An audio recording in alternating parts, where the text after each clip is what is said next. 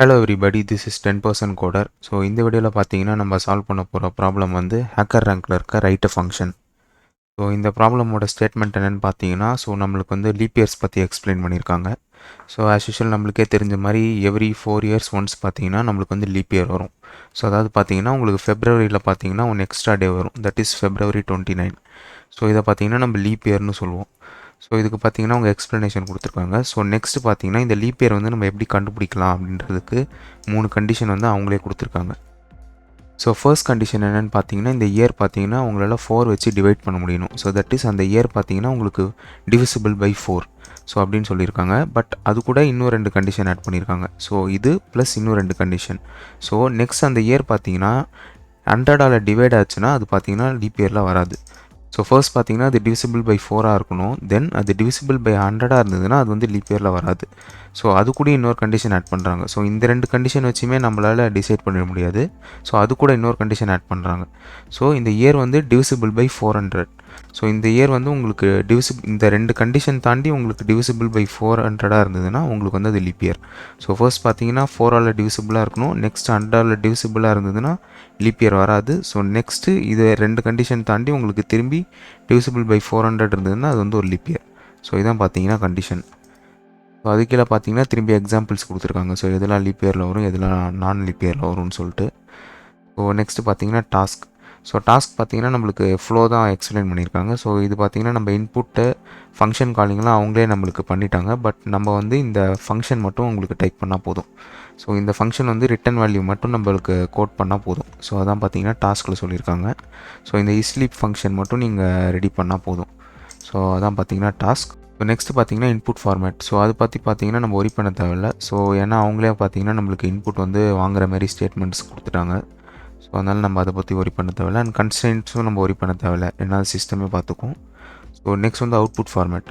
Output format பார்த்தீங்கன்னா உங்களுக்கு வந்து ஒரு பூலியன் வேல்யூ டிஸ்பிளே ஆகணும்.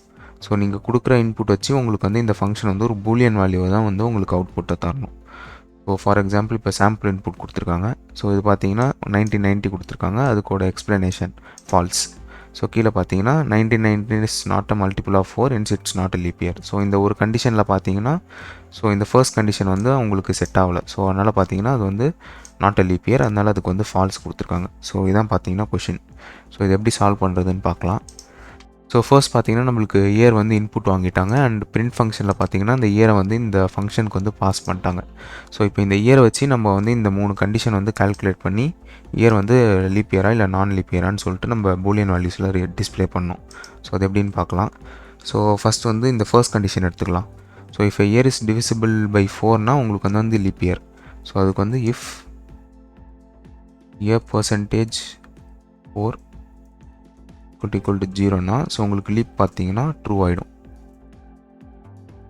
ஸோ டிஃபால்ட்டாக பார்த்தீங்கன்னா உங்களுக்கு மேலே வந்து ஃபால்ஸ்ன்னு இருந்தது. ஸோ இங்கே வந்து அது ட்ரூ ஆகிடும்.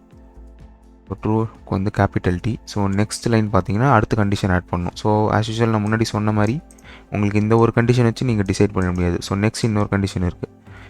இஃப் இயர் டிவிசிபிள் பை 100ஆக இருந்ததுன்னா உங்களுக்கு பார்த்தீங்கன்னா லீப் வந்து ஃபால்ஸ். நெக்ஸ்ட் கண்டிஷன் என்னென்னு பார்த்தீங்கன்னா டிவிசிபிள் பை 400ஆக இருந்ததுன்னா அது வந்து ஒரு லீப் இயர். ஸோ அதுக்கு பார்த்தீங்கன்னா இன்னொரு condition if year percentage 400 equal to 0னா ஸோ லீப் பார்த்தீங்கன்னா திரும்பி ட்ரூ ஆகிடும்.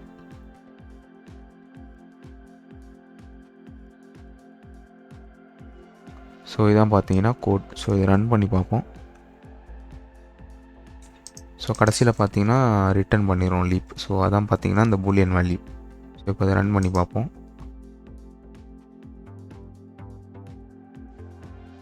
ஸோ இந்த கோட் பார்த்தீங்கன்னா உங்களுக்கு சாம்பிள் டெஸ்ட் கேஸ் பாஸ் ஆகுது. ஸோ நெக்ஸ்ட் வந்து சப்மிட் பண்ணலாம்.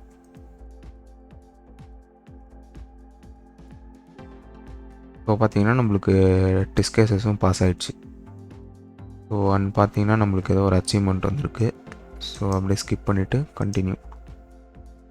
ஸோ இதான் பார்த்தீங்கன்னா இந்த ப்ராப்ளம்க்கு வந்து சொல்யூஷன். ஸோ இவங்க கொடுத்துருக்க ஆர்டர்லேயே வந்து நீங்கள் கண்டிஷன்ஸ் இம்ப்ளிமெண்ட் பண்ணிங்கன்னா உங்களுக்கு வந்து ஆன்சர் கரெக்டாக வரும். ஸோ இந்த கோட் ட்ரை பண்ணி பாருங்கள். Until then thank you and by.